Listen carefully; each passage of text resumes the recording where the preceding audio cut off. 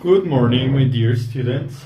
Today I'm going to explain to you the use of countable and uncountable nouns. The last classes I explained to you how we deal with singular and plural nouns. So if you remember correctly, when we talk about plurals in English, it's going to be simply adding s, es, or ies, unless they are irregular. Like for example, let's do this, okay? So for example, marker, in the plural, it's simply markers, chairs, shoes, books, paintings, face masks, speakers, computers, videos, and hands, okay? Remember that there are some irregulars, like for example, person, the plural is people. For example, man, the plural is men. For example, woman, the plural is women, and so on, okay?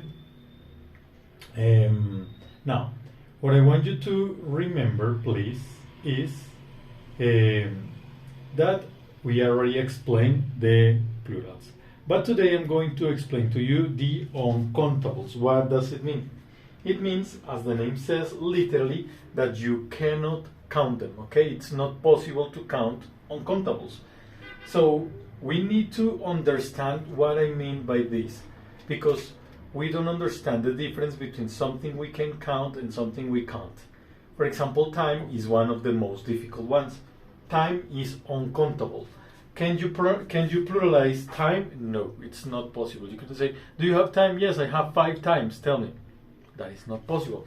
So in this case, time, space, money are uncountable. And you say, teacher, but I can count minutes, hours, days, weeks, and so on. I can count coins and bills and checks and transactions.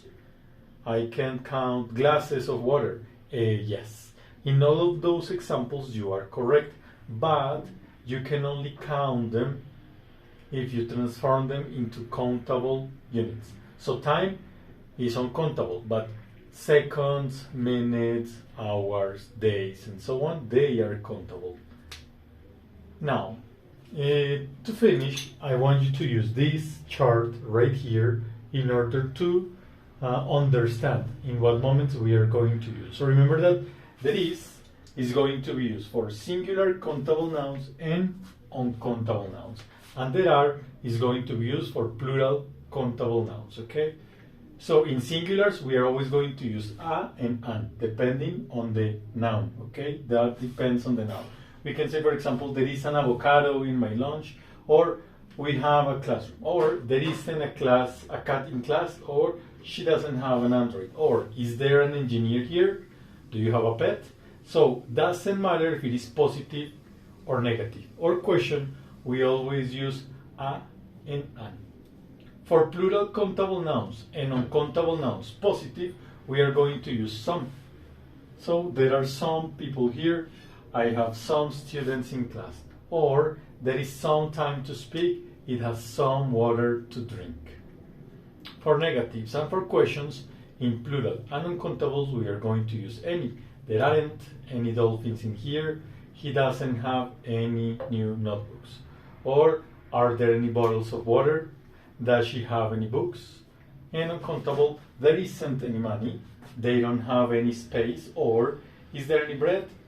Do they have any sugar? So please remember that. In the description, I'm going to leave a practice exercise.